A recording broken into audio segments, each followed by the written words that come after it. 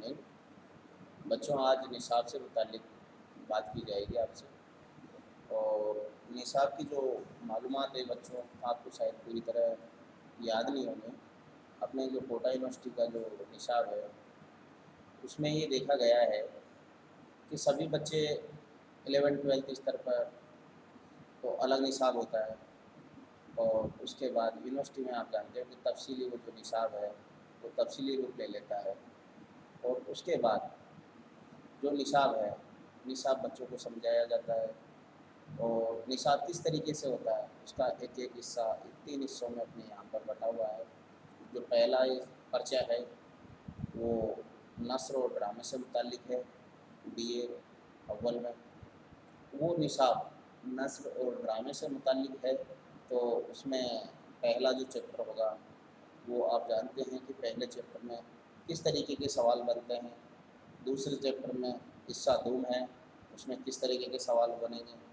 और हिस्सा सोम है, उसमें किस तरीके के सवाल पैदा होंगे। इसके बारे में आज तफसीली गुफ्तगू आपसे की जा रही है। और ये देखा गया है कि जो अपना हिस्सा अव्वल है, अव्वल में हिस्सा जो पर्चे इम्तिहान में जो अव्वल हिस्सा है उसमें जो दिया गया है सवाल है, किस तरीके के सवाल पैदा होते हैं। जैसे मुख्तसर सवाल है, एक लाइन के सवाल जवाब होते हैं। तो सवाल जवाब जो एक लाइन के हो रहे हैं उनमें ये देखा गया है कि किस तरीके से सवाल पैदा हो रहे हैं। भाई, आप किसी भी सवाल, मुख्तसर सवाल, बिल्कुल मुख्तसर, कौन कहाँ पैदा हुआ, कब पैदा हुआ, किसने कौन सी किताब लिखी, कब लिखी, इस तरीके के सवाल यहाँ पर अपने इसमें इससे अव्वल में दिया गया है। जैसे मीर तकी मीर कहाँ पैदा हुए, कब पैदा हुए। और जवाब इस बच्चों में से निकलने की कोशिश करते हैं कि बच्चे जैसे 11वीं या 12वीं क्लास पास करके आते हैं तो उसमें जो ये उसके बाद जब बच्चों से इस तरीके के सवाल पूछे जाते हैं इससे अव्वल में, बच्चे को उसकी मालूमात है कि या नहीं है, इस तरीके के सवाल अपने इससे अव्वल में आए आते हैं, पूछे जाते हैं बच्चों से इम्तिहान के दौरान। और जैसे मीर तकी मीर कहाँ पैदा हुए, तो बच्चे उसमें सवाल का जवाब इधर उधर न देकर सीधा मुख्तसर अल्फाज में उसका जवाब दिया जाता है कि मीर तकी मीर आगरा में पैदा हुए। और उसके बाद और भी सवाल इस तरीके से पैदा होते हैं। गज़ल के पहले शेर को क्या कहते हैं, गज़ल के आखिरी शेर को क्या कहा जाता है, एक मतले के बाद दूसरा मतला आए तो उसे क्या कहा जाता है। इस तरीके के सवाल अपने यहाँ पर पैदा होते हैं। और उसके बाद ये भी देखा जाता है कि अपना जो पहला हिस्सा अव्वल यानी हिस्सा अव्वल है उसमें इम्तिहान में 10 सवाल पूछे जाते हैं। 10 सवाल में बच्चों को करना, सारे सवाल करना लाजमी है, क्योंकि उसमें 10 ही सवाल 10 ही नंबर से मुतालिक होते हैं। क्योंकि हर सवाल का एक नंबर होता है और वो उसको फिक्स बांटा जाता है। अगर बच्चा उस सवाल को न करते हुए छोड़ देता है तो उसके नंबर कट जाते हैं। और उसके बाद जब हिस्सा दूम हिस्सा होता है, दूम हिस्से में आप ये हैं कि दूम हिस्से को 5 यूनिट में यानी 5 हिस्सों में तकसीम किया गया है। हिस्सा अव्वल, हिस्सा दूम, हिस्सा सौम, हिस्सा चारम, हिस्सा पंचम। और उसके बाद जब 5 हिस्सों में तकसीम किया गया है तो उसमें जो पहला हिस्सा है यानी जो पहला यूनिट है, यूनिट उसको जो बोला जाता है यूनिट, यूनिट के में पहला सवाल, पहले यूनिट में 2 सवाल होते हैं। सवाल किसी भी तरीके का हो सकता है, नस्र से मुताल्लिक हो, नस्ल से मुताल्लिक हो, ये इसी सवाल के हिस्से भी हो सकते हैं। लेकिन यहाँ पर जो हिस्सा दूम है उसमें मुख्तसर सवाल में बहुत ही कम ऐसे हालात होते हैं कि जो हिस्सों सवाल को हिस्सों में तकसीम किया जाता है। जो पहला सवाल है, पहला यूनिट है, उसमें 2 सवाल पूछे जाते हैं। और उससे 2 सवालों में भी कोई सा एक सवाल अपने को करना होता है। उसके बाद इसी तरीके से हिस्सा दूम है, हिस्से दूम में यही कहा जाता है कि जैसे पहले यूनिट में जिस तरीके से सवाल थे उसी तरीके से 2 सवाल आते हैं। पहले यूनिट में 2 सवालों में से एक करना होता है, दूसरे इसी तरीके से दूसरा यूनिट होता है, उसमें भी 2 सवाल दिए हुए होते हैं, सवाल पहला और सवाल दूसरा। उनमें से कोई से दो सवालों में से अपने को एक सवाल का इंतखाब करना है। एक सवाल को अपने को अच्छा बेहतर आता हो, भाई इस सवाल का जवाब हम अच्छे तरीके से दें हैं, और वो तलबा सारे इसी सवाल का जवाब दें। उसी तरीके से यूनिट सेकंड है, सेकंड यूनिट में भी आप जानते हो कि दो सवाल थर्ड यूनिट में भी दो सवाल होते हैं। दो सवालों में से उसी तरीके से सवाल होते हैं जिस तरीके से यूनिट फर्स्ट और यूनिट सेकंड में होते हैं, इसी तरीके से दो सवाल उसमें भी होते हैं।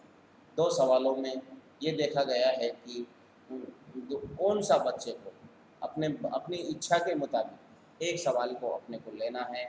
उन सवालों के जवाब की तादाद 100 अल्फाज से ज़्यादा ना हो, क्योंकि ज़्यादा सवालों का जवाब देने से एक बोरियत पैदा हो जाती है, क्योंकि जो कॉपी जांचने वाला है वो भी ये सोचता है कि बच्चे ने अनावश्यक ज़्यादा लिख डाला।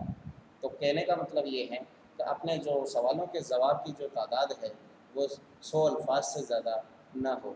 इसमें मुकर्रर किया गया है कि आप 100 अल्फाज से ज़्यादा इसको ज़्यादा जवाब न दें। तो ये है कि तीसरा सवाल भी तीसरी यूनिट है, यानी यूनिट संख्या 3 जो तीसरी यूनिट है उसमें भी दो सवाल होते हैं। सवालों के जवाब एक हर सवाल जो फर्स्ट यूनिट फर्स्ट है, सेकंड है, थर्ड है, उसमें 10-10 नंबर के हैं, करना लाजमी है। हर यूनिट से एक सवाल करना लाजमी है। इसी तरीके से जो तीसरी यूनिट है उसमें भी दो सवाल दिए गए हैं। दो सवालों में से बच्चा कोई भी अपनी इच्छा के मुताबिक एक सवाल का जवाब दे।